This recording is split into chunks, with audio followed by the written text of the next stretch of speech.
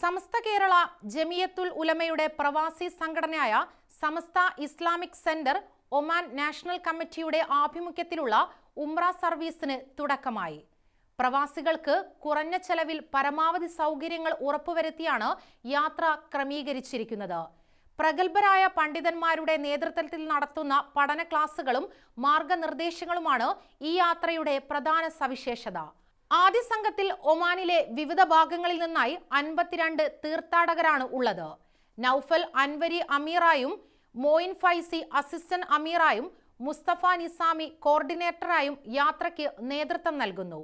യാത്രയപ്പ് ചടങ്ങ് AIC Oman national committee general secretary Shukoor Haji ഉദ്ഘാടനം ചെയ്തു. യൂസുഫ് ഉസ്താദ് പ്രാർത്ഥനയ്ക്ക് നേതൃത്വം നൽകി. ചടങ്ങിൽ സയ്യിദ് അലി ദാരിമി, ഇമ്പിച്ചാലി ഉസ്താദ്, റഫീഖ് നിസാമി, സലാം ഹാജി ബറക്ക, ഫാറൂഖ് സാഹിബ് മുസന്ന തുടങ്ങിയവർ പങ്കെടുത്തു.